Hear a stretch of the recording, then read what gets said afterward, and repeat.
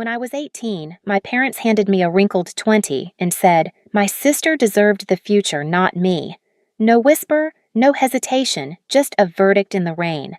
My father's voice was steel. My mother's hand was cold, and the door clicked shut behind me like the world had decided I wasn't worth keeping. I stood there soaked to the bone suitcase at my feet, the porch light dying above me. 5 years later, that same light flickered again, only this time I was the one behind the desk, and my sister was the one asking for a chance. Before I tell you how the circle closed, tell me where are you listening from, so I know I'm not the only one who's ever been told they didn't deserve a future. Our house in Bloomington always smelled like lemon cleaner and engine oil. My mother's obsession with appearances and my father's with control. From the outside, we looked normal. Inside, we were a quiet hierarchy with my sister Lila on top and me somewhere below the fold. Dad Martin Avery ran a small auto shop after leaving his teaching job. He believed sweat was proof of worth. Mama Lane kept the family books like she kept her emotions neat columns, no room for error. And Lila. She was their miracle. Pretty articulate, a PR major with a 1,000-watt smile. Every compliment in that house curved toward her like light bending to its source. I learned early that my place was the folding chair at the edge of the dinner table, metal cold legs unsteady, easy to pack away. When Lila turned 16, she got a used Honda with a red ribbon on it. I got a bookstore gift card. Mom said, "You love reading, right?" I said thank you, pretending the word didn't burn. But the day the envelope came, the one with the blue university seal, I believed for a second that the script might change. I had worked after school, tutored kids, fixed old appliances just to save money. When I tore that envelope open and saw congratulations, I thought maybe they'd see me. That evening, I stood in the kitchen holding the letter like a flag. I got into Indiana State, I said. They gave me a scholarship. It's not full, but Dad didn't even look up from the newspaper. We can't pay for 2 tuitions, he said flatly. Mom sighed, sorting bills on the counter. Lila's pre-law is already expensive. You'll have to be realistic. Realistic, I repeated. I've worked for this. I can cover the rest. Dad set the paper down, his voice turning sharp. Then cover all of it. You're 18, Scarlett. Time to be independent.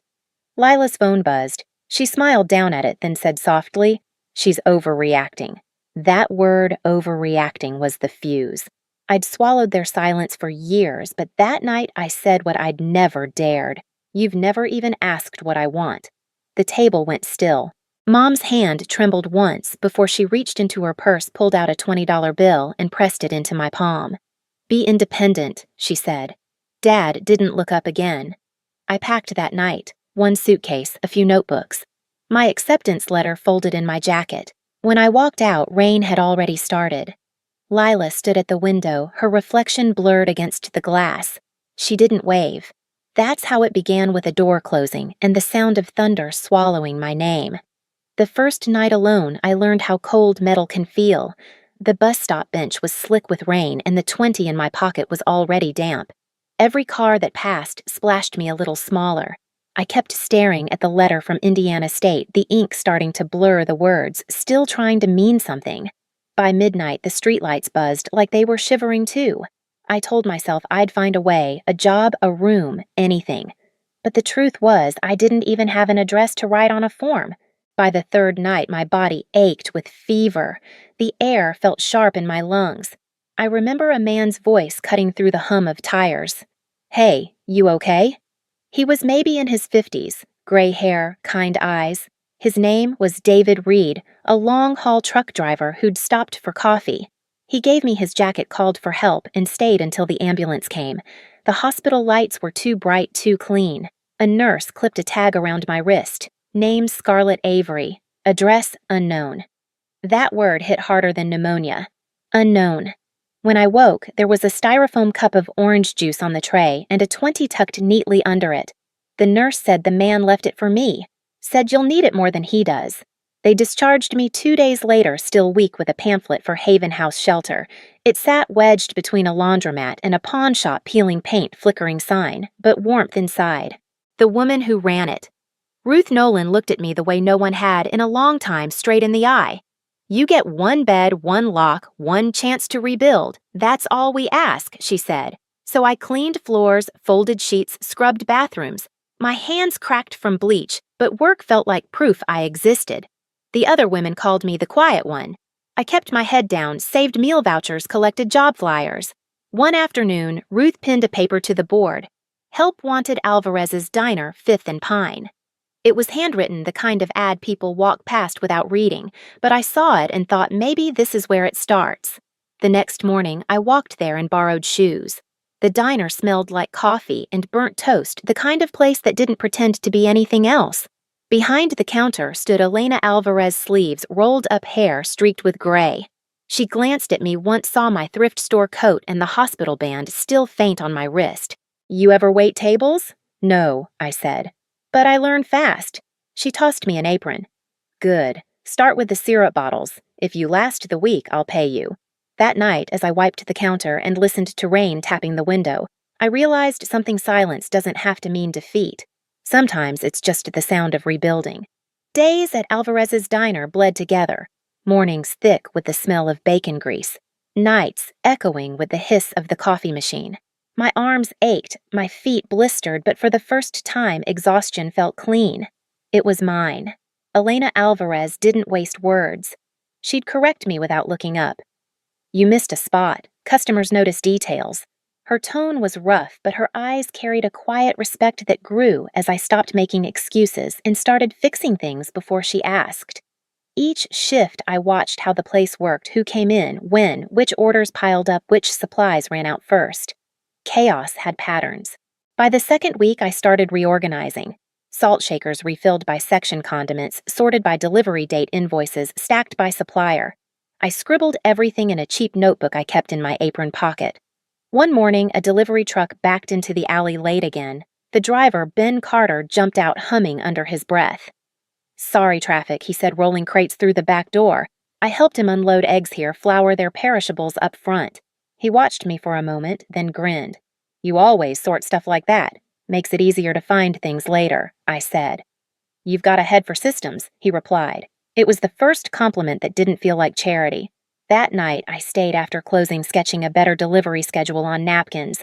Lines and circles, arrows connecting suppliers.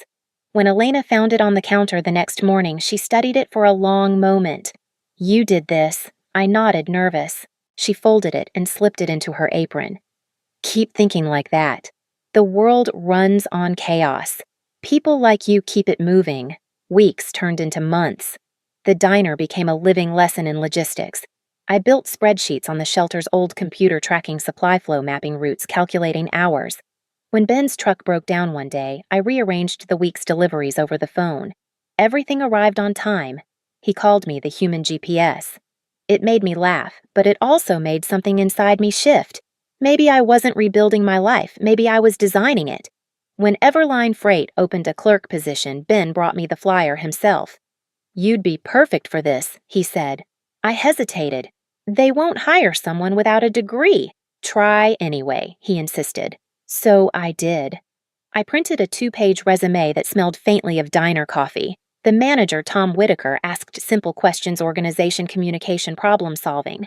I answered honestly, no embellishments. He leaned back, studying me. "You've got no degree, but you've got instinct. We can work with that." That sentence changed everything. At Everline, I learned what control felt like: systems roots data. The world finally had structure, and I could read it. Within a year, I became the one rewriting those routes, fixing the inefficiencies no one else saw. That was the moment I understood I didn't need their table. I was building an entire network. It took 5 years to turn that diner notebook into an empire. Emerge Operations Group started as a borrowed desk in a drafty office above a print shop, just me and a secondhand laptop. Every invoice, every call, every sleepless night was one more brick in the wall between who I'd been and who I was becoming. By 23, that wall had a skyline view of Seattle. My company trained small businesses to run like giants. Fair pay, efficient systems, no wasted potential. I kept a few reminders framed on my office wall: the hospital wristband marked unknown address, and the wrinkled $20 bill my mother had pressed into my hand, a relic of what it cost to be forgotten. That morning, Maya, my HR manager, appeared at my door with her tablet. "New candidate for the operations coordinator position," she said. "Strong background, 3 years in PR logistics." She paused, squinting at the screen. Name's Lila Avery. For a second, I thought I'd misheard her. Then the air shifted heavier somehow. I didn't look up. I just said schedule her for Tuesday. Tuesday arrived with steady rain, soft and rhythmic against the windows. I came in early, straightened the papers on my desk, then stared at the framed 20. The ink had faded into a ghost of green, but the memory was sharp as ever. At 9 on the dot, Maya knocked once before opening the door. She's here. Send her in. The click of heels on the polished floor. That same confident rhythm I'd once envied when she used to walk down our hallway in Bloomington basking in our parents' attention. When the door opened, Lila stepped inside, composed, elegant hair pinned the same way Mom used to do it for her recitals. She smiled politely. Good morning. Morning, I said. Please have a seat. She didn't recognize me. Of course she didn't. To her, I was a ghost wearing success like armor. Maya did the formal introduction, unaware of the history bleeding into the room. This is Ms. Scarlett Avery, founder and CEO. The name landed between us like a spark. Lila blinked, a small tremor passing through her fingers as she adjusted her folder. Avery, she echoed softly, unsure whether to connect the dots. I gestured toward the chair. Let's begin. Her resume was solid on paper, at least. She spoke about project management, team coordination, leadership under pressure. Every word was rehearsed, a mask she'd probably worn for years. I listened, letting silence fill the gaps between sentences until she began to shift in her seat. Finally, I asked, tell me about a time you had to handle conflict. She hesitated. Well, at my last company, there was a staff dispute. I had to enforce fairness, make sure everyone got what they deserved. I leaned forward, elbows on the desk. Fairness, I repeated, my tone, calm, measured. That's an interesting word. What does it mean to you? She met my gaze, the first flicker of confusion in her eyes. It means making sure everyone has the same chance. Everyone. Yes, she said quickly. Everyone. The word hung there sharp and unsteady.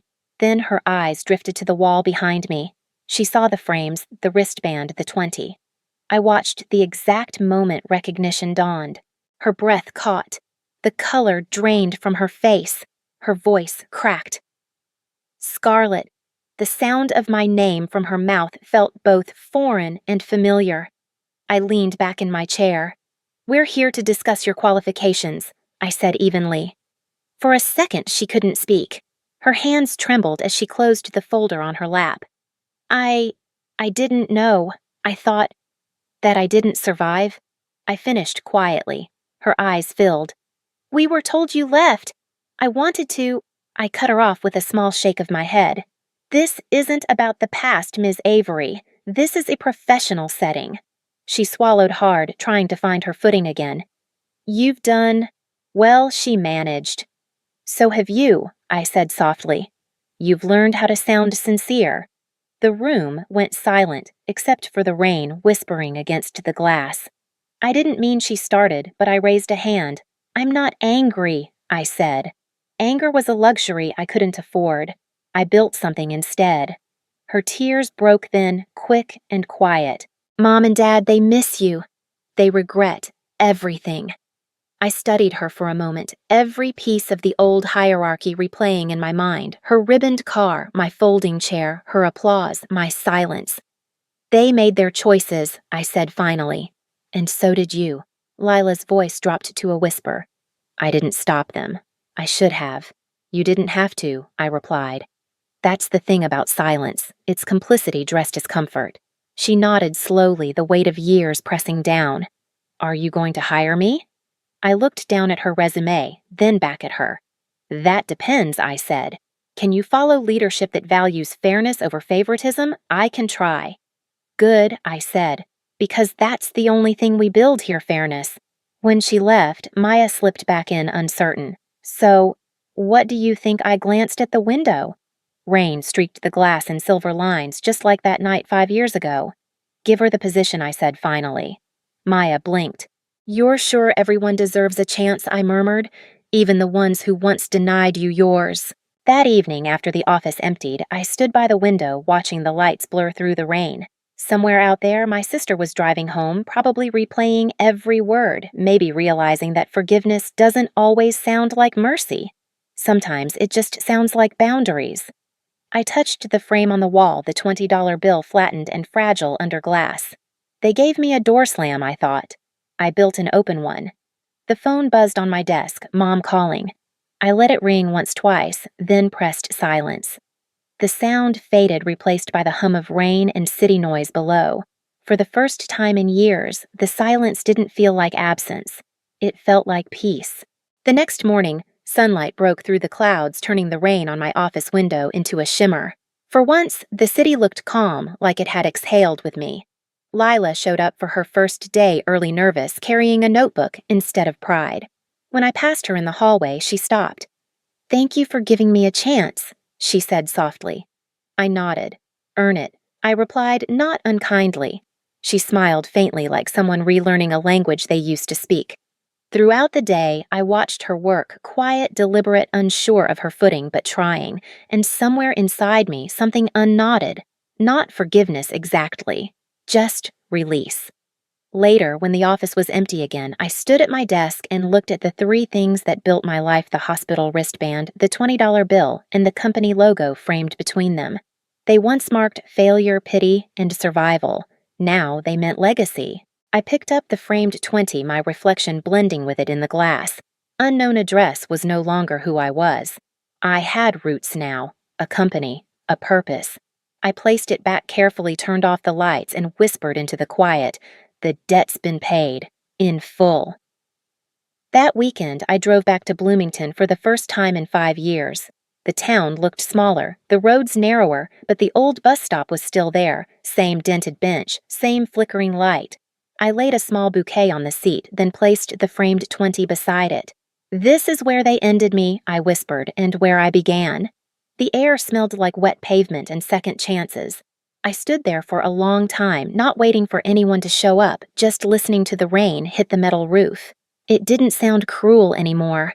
When I turned to leave, dawn was breaking pale gold, spilling over the empty street. Because everyone deserves a future, even the ones told they didn't. If this story found you, share it. Tell me where you're listening from. You're not alone.